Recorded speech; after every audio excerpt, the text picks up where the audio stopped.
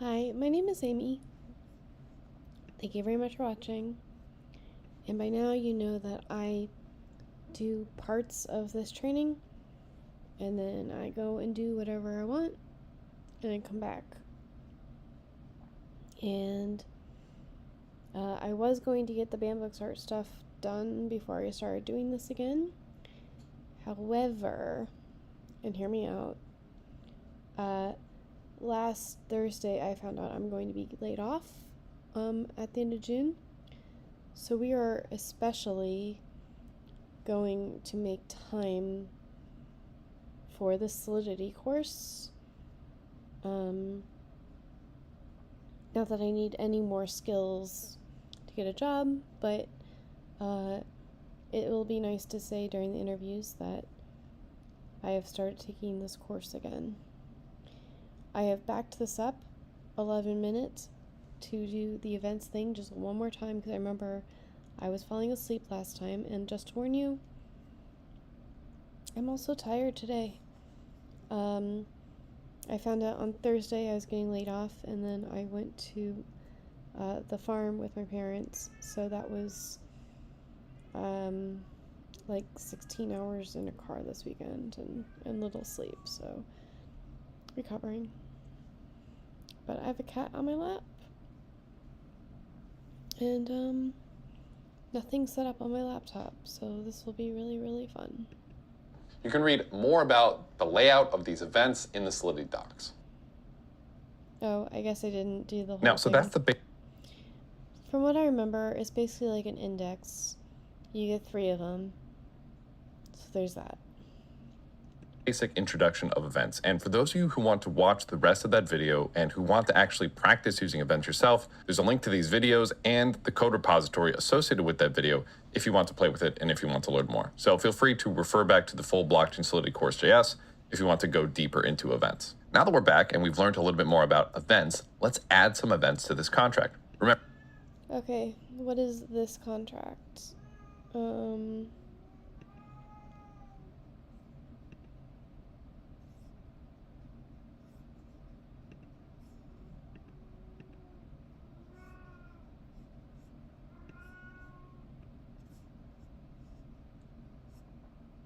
It's always fun telling people what your passwords are for things.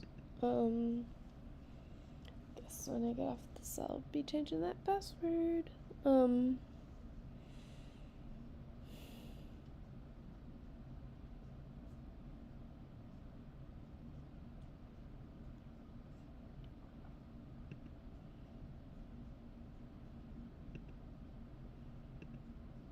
Let's pretend it's this one. Yeah?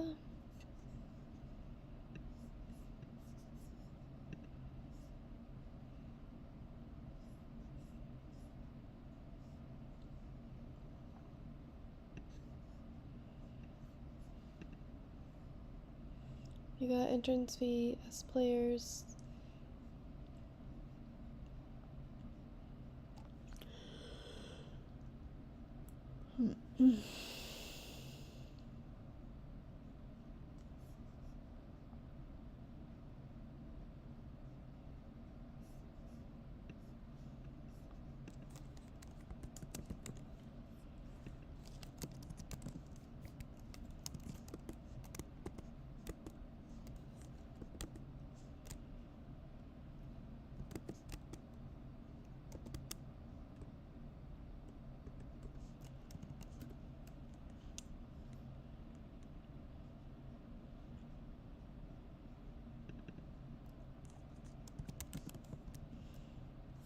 I'll try this one.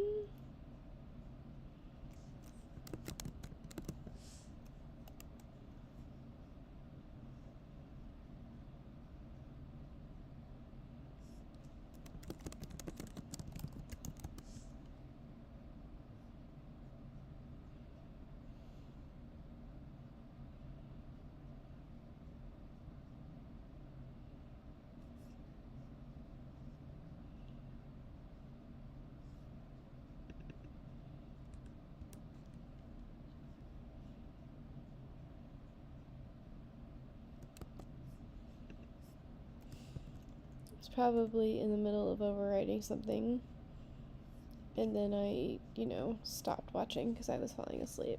So there's that. So what are we doing in here? Remember, these events get emitted to a data storage outside of this smart contract. Let's create an event called raffle enter. A good syntax for naming events, name events with the function name reversed. So for enter raffle, we're going to say raffle entered. So up at the top. Okay.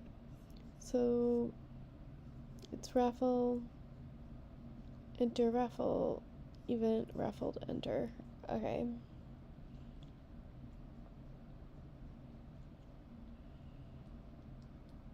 So the type is addressed, it is indexed, and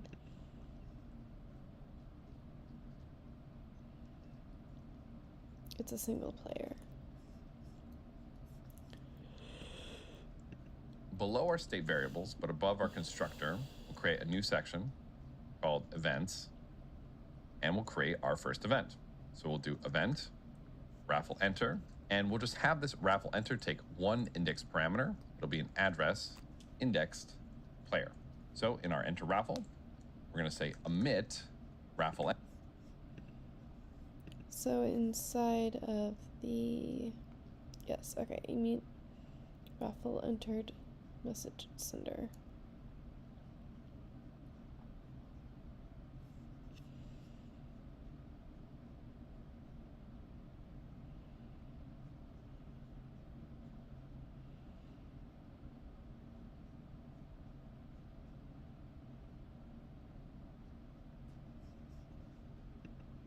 Enter, and we're just going to pass it message.sender. I'm going to remove these comments for now, but feel free to leave them in as you code along.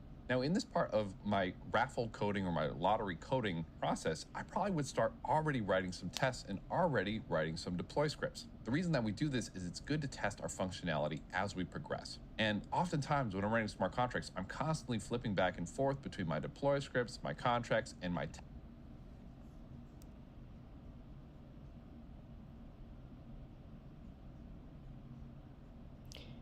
I had an interview today, and I'm thinking back on it now, and the first question the interviewer asked me was, "Where are you now?"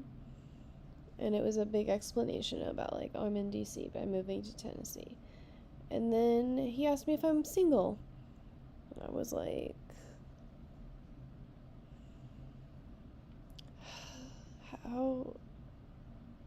how do I get into these situations?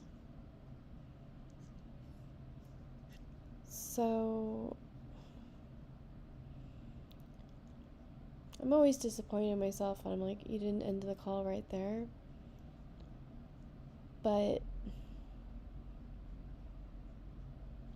he just wanted to know, like, what my life situation is, which it's still not an appropriate question for anybody, especially a woman. And it's illegal in America, but I went along with it, and the person, it's not,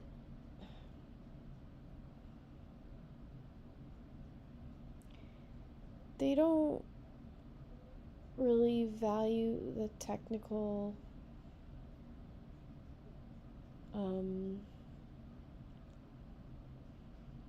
contributions. At least that's not my impression.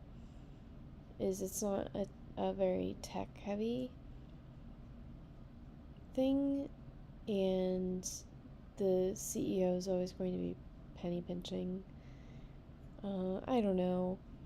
I shouldn't be talking about it till we've both decided to go on our merry ways, but we are now in the middle of this, and my mind is going back to it. To be fair,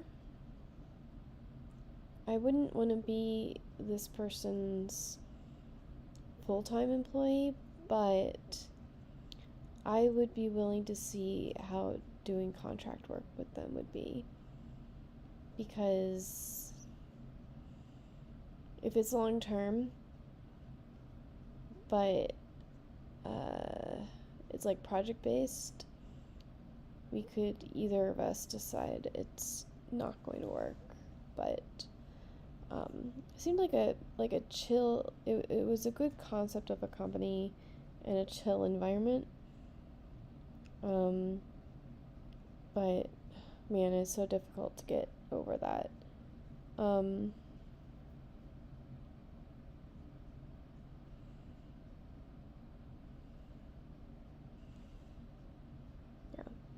Like half the battle is getting this open in the first place. I need to spend more time actually applying for things and setting up interviews and oh my god, everything.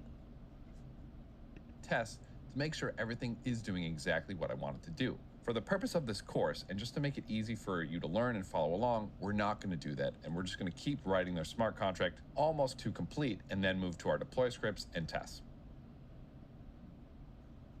So in its minimalistic sense, we essentially have a way for people to enter our raffle. Now we need a way to pick the random winner, and this is where we're going to need Chainlink VRF and Chainlink.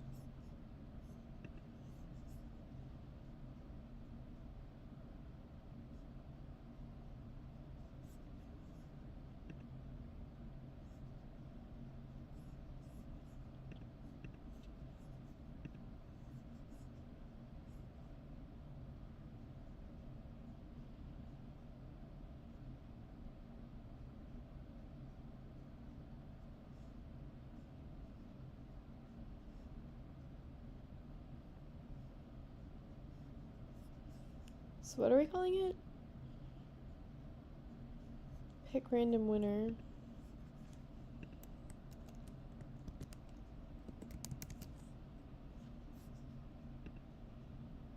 Okay.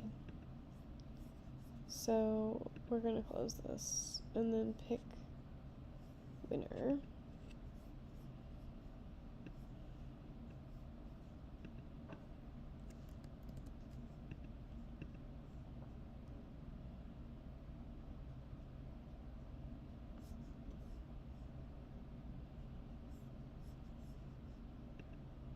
Keepers. So let's again watch some sub-lessons about learning about Chainlink VRF and learning about Chainlink Keepers. We've made some videos about these before, so we're just going to play these videos so you can learn about how Chainlink VRF version 2 works and also how Chainlink Keepers works. Then we're going to come back and we're going to add them into our contracts here. If you're already familiar and you already played with them, feel free to skip those sections and we'll just get to building them here. Hi, my name is Stephen Fluin, and today we're going to be taking a look at Chainlink's VRF version 2. VRF version 2 has a few different mental models that we should be aware of, and I want to show you what it feels like to be using it. The big important thing to know about VRF version 2 is that instead of the VRF 1 model, where you'd be funding your contract with Link, instead you're going to be funding a subscription, which is basically an account that allows you to fund and maintain balance for multiple consumer contracts. Let's dive into the docs and see what using VRF v2 looks and feels like. In order to show this off a little bit, I'm going to dive right into the Get a Random Number guide in the Chainlink documentation. And so it's going to go through a few of the requirements of some of the technology we're going to use today. And the first thing it's going to ask us to do is to make sure that we are on the Rinkeby testnet. So let's go ahead and jump over to Rinkeby, make sure my MetaMask is unlocked here. And now that I'm on Rinkeby, great. I should be able to use the VRF version 2 testnet. Now we're going to jump over to Subscription Manager. And the Subscription Manager is where we're going to manage our subscription account. Basically, this is the place that you put the funds in order to be able to use it across a bunch of different chains. So we're going to go ahead and connect our wallet here in order to use the subscription app. And then we're going to go ahead and create a new subscription. So we'll just use my address as the subscription address here. I'll approve the creation. And as soon as that transaction is confirmed, our subscription should be created. All right, now we have a subscription. Basically, this is the account where we're going to fund it, and then we can use that account for all of our randomness requests. So I'm going to go ahead and just put in 10 Link here. You can put in however much you want. The price in Link of every random number you request is going to be based on the current gas rates on a given chain, as well as the gas lane that you've chosen. All right, our funds have been added. Let's go ahead and add a consumer contract. So it's asking us for a consumer address. We don't actually have a consumer address yet. So let's go ahead and jump over to the documentation and create a contract that is going to request a number. So if you scroll down, you're going to see this VRF v2 consumer.sol contract that we can open in Remix. Let's just jump right there. We're going to notice a few different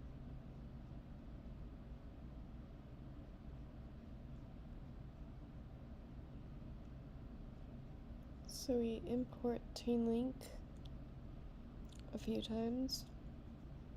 different things in this contract. At the top, we've got some imports. So now you've got VRF consumer base version 2. We've got an interface for the VRF coordinator, and then also a reference to the link token interface. So all of those are specified for you on the RingV network here in the example code, and then you can refer to the documentation for whatever chain you're going to be deploying to. And then you're going to see a few new options here. So the key hash option is the way that you specify that gas lane that was described in the documentation. So depending on the key hash you choose for the given chain you're on, the gas limit will be set differently for your random number.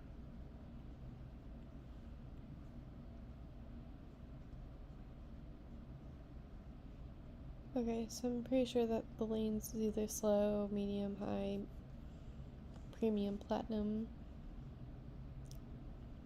Number requests. So for example, on Ethereum mainnet, we have a 200 Gwei key hash, a 500 Gwei key hash, and a 1000 Gwei key hash. You can also see in our contract here that we have a callback gas limit that you're in charge of. So depending on how much gas you're willing to spend.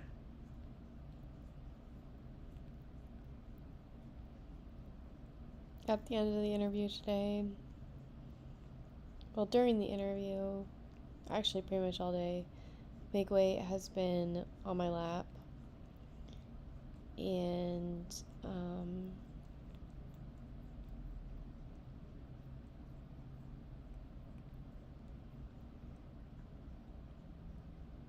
she didn't even let me get up for the hour before my interview today. But at the very end of the interview, she decided she didn't want to be on my lap anymore, so she popped out of nowhere and distracted the interviewer. And he was like, "Where did that cat come from?" And I'm like, "Yeah, it was in my lap. No big deal." Not like that time that she woke up. She was in her cat tree, and at that point it was right next to my, like it was touching the desk. So she woke up and she just threw up all over my keyboard. And I was like, I don't know if you could hear what she just did. Because we can't, we'll just pretend this didn't happen. If you can, my cat just threw up all my keyboard. So, right now, both of my cats are on my lap. And we are 4 minutes away from just being where we were before I took like a 2-month hiatus. And we will, at some point, get through this lesson. Very cursed.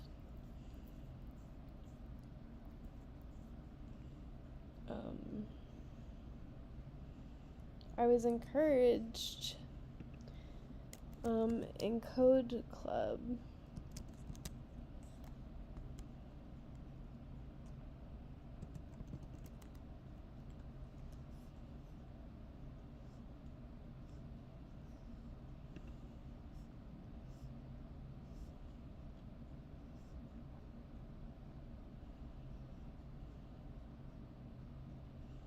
and I think they were like, the foundation's going to be to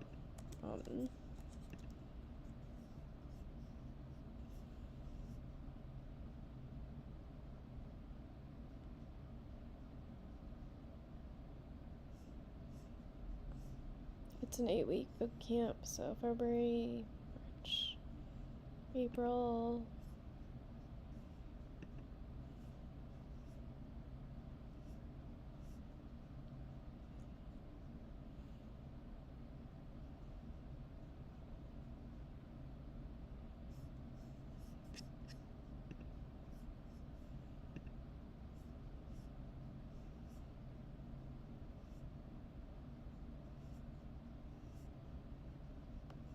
I had an interview with these people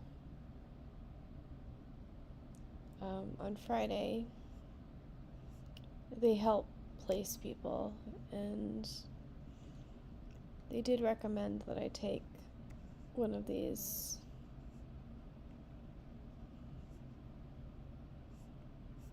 When is this? Like, what time of the day is?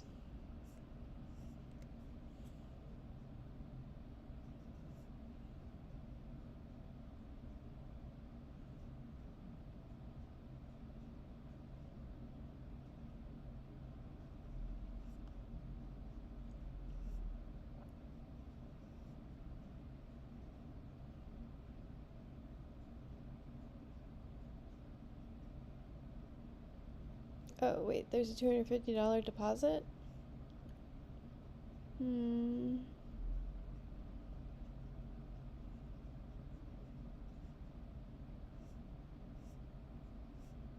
What time is it?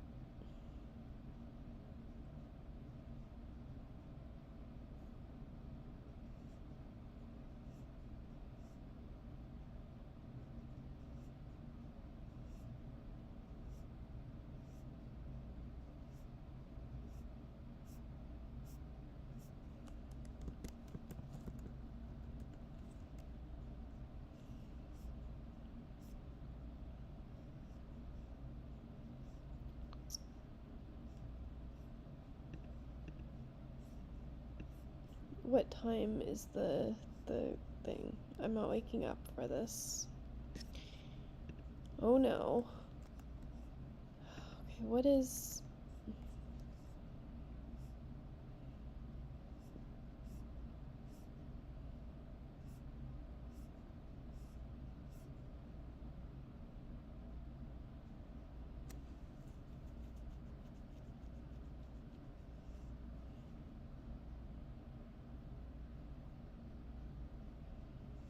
I mean, this would be the one to take. She said that one of these would be way too easy.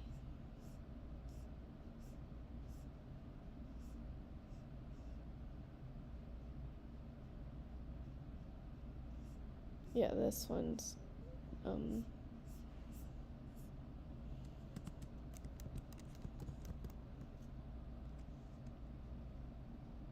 so this one's 5:30 to 6:30 p.m.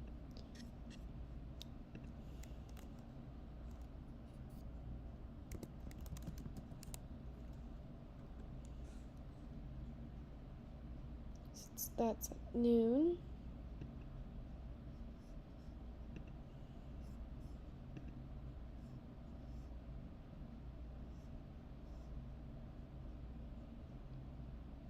So that's 3 to 4:30.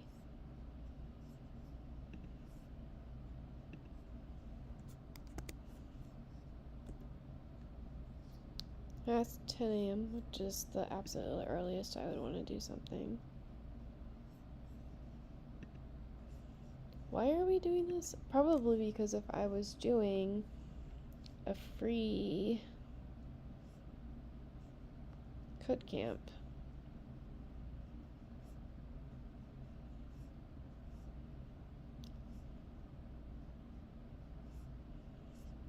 I just want to know if this is going to be at like 7 in the morning, because I'm not waking up before 10 a.m.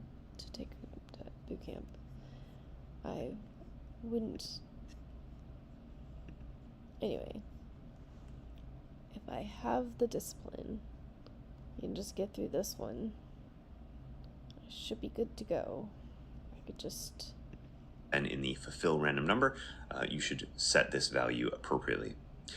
Next up is request confirmations. So this was something in VRF v1 that you could not control, but here now, depending on the chain you're on, depending on the request and the type, nature of the request you want to make, you can actually change this number. And then one of the most important and useful features that gives you a lot more flexibility and control of your VRF is you can actually specify the number of random numbers you want. So you specify the num words, and then that will specify how many random UINT 256s you get back from the network. Oh, well, that's interesting. So, in a single transaction, you can get multiple random numbers. All right, here in the constructor, we're going to see a address for the coordinator, an address for the link token, and then you'll see that the subscription ID is going to be created as we deploy the contract. And so I'm going to go ahead and get that. So if you remember when we created the subscription, after we funded it, we see the subscription ID. And now when I deploy this, I'm going to use that subscription ID. And we've got two methods that should look very familiar. We've got fulfill randomness method that takes in the randomness. This is going to be fulfilled by the VRF Oracle, as well as you've got request random words, which is how we're actually going to initiate that request to the Oracle. So I think we're actually already ready to go ahead and deploy this. So let's jump to the deploy screen here and select the right contract, which in our case is VRF v2 consumer. And I'm going to make sure that I am on injected Web3 so that we can actually deploy to the Rinkeby network. And I'm going to paste in the subscription ID here, and I'm going to deploy. Let's go ahead and pay for that transaction. And as soon as that is confirmed by the network, we'll show up here, and we'll be able to copy this address and then add that as a consumer and authorize this contract to use my subscription account.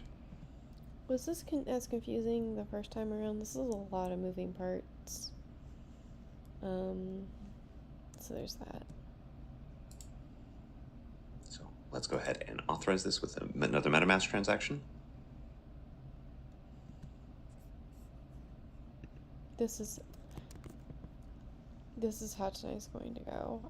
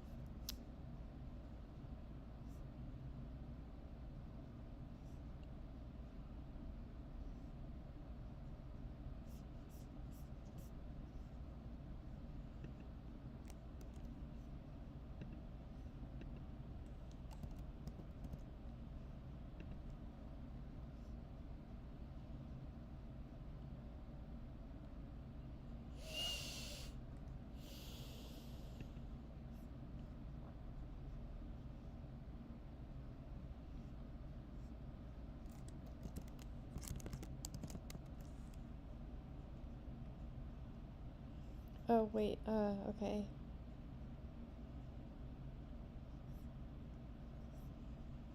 When you say full stack, but then you're like, what is the stack?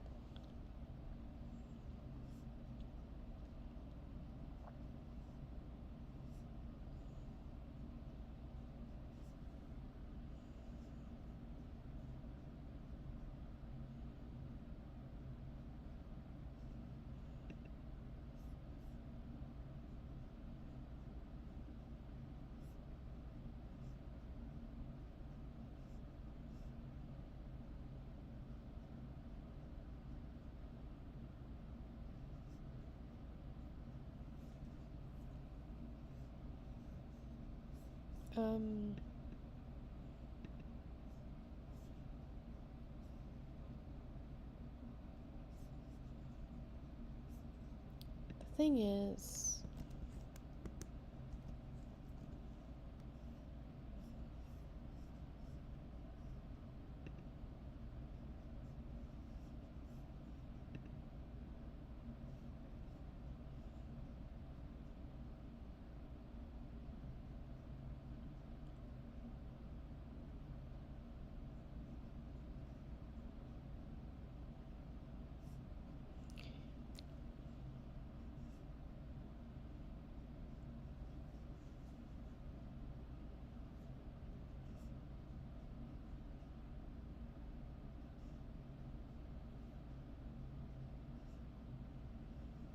Man, I wish you could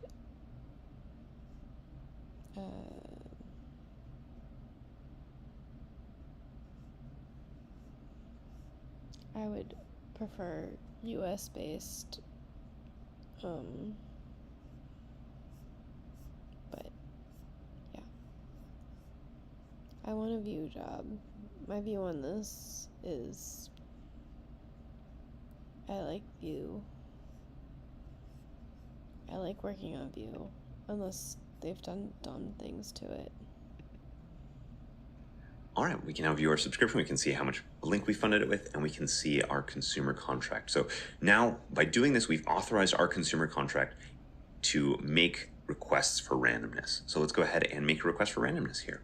So we're gonna go back to our contract that we deployed here, and we're just gonna use the Remix interface here to keep things simple. And I'm going to request some randomness. So obviously this is gonna use all of the configuration that I specified in my contract, just kind of hard-coded here. So we're gonna get 2 words of randomness here. So we're gonna hit request randomness, confirm the Rinkeby transaction. And then as soon as that transaction comes back, we should notice that we actually have a request. And then what we'll be doing is we'll be waiting for the Oracle to call fulfill random words on our contract. And then we'll be storing all of those random words in this sRandomWords storage variable. Let's go ahead and check to see if our random numbers come back from the Oracle. So I'll go in here into random words and let's request the 0th item of the array. Looks like we've got a random number there. And because we requested 2 random numbers, we should also have an item in index 1. All right, we've got... My lips are chapped, and therefore they burn. So instead of just letting it be, I'm messing around with it. Got our randomness there. And if we go back to the subscription manager app, you're gonna see that there's actually an event history item here. We'll see that we spent about 0.33 link to get those 2 random numbers. We've just taken a journey to see what it looks like and feels like to use VRF version 2. Now that we've learned a little bit more about Chainlink VRF, hope that you took some time to go to docs.chain.link and play around with it a little bit so that you understand what's really going on. We're going to use this sample contract in here to create our function that's going to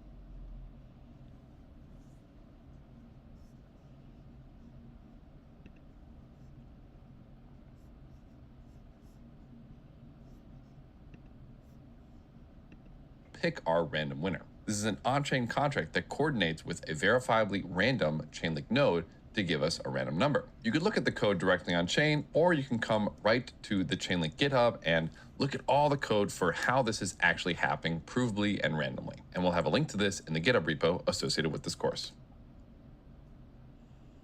So we're going to create our function here called pick random winner. This function is going to be called by the Chainlink Keepers network, so that this can automatically run without us having to interact with it. And actually, while we're updating this, I want to add some stars here saying view/pure functions. Now, our pick random winner function, we're actually not going to make public, we're going to make external. External functions are a little bit cheaper than public functions because Solidity knows that our own contract can't call this. We're actually going to change the name of this function as well very soon, but we'll get to that in a little bit. So in order for us to pick a random winner, we actually have to do 2 things. We first have to request the random number, and then once we get it, do something with it. So Chainlink VRF is a 2-transaction process, and this is actually intentional. Having random numbers in 2 transactions is actually also much better than having it in 1. If it's just 1 transaction, then people could just brute force try simulating calling this transaction, and we'll learn how to simulate calls soon, simulate calling these transactions to see what they can manipulate to make sure that they are the winner. We want to make sure that this is absolutely fair and nobody can manipulate our smart contract into having them be the winner of the lottery. This function is actually going to request it, and then in a second func, the random number is going to be returned, and in the transaction that we actually get the random number from the Chainlink network, that's when we're going to actually send the money to the winner. And if we go to the Chainlink documentation, the function that the Chainlink node calls is this function called fulfill random words. This is going to be the requesting one, which we could even change this to request random winner to make it more clear, and then Okay.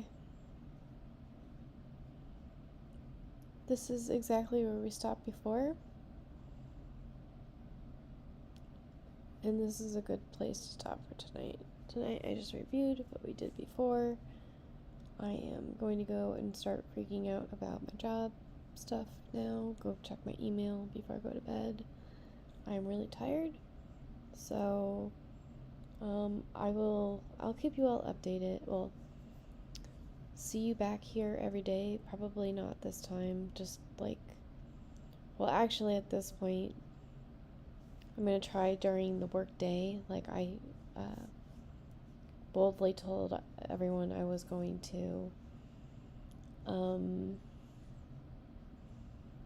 The other thing is that I am working on getting a mortgage for a house, and so that I can move to my parents' farm and greatly reduce my lifestyle so that I can rapidly gain more wealth. And yeah, it's I'm looking around my messy condo, and I need to put things away and clean, and it'll be fine. It just needs to happen. And then, so that might take priority over this. I don't want it to, though. It should not be a big deal to basically spend the hour or two a day doing this until we get through the course, because we all know that 1 minute of tutor video is not the same as 1 hour of me working through things. But yeah, we'll see whether real life takes priority again, or if I will ever finish this course. So I will see you all later.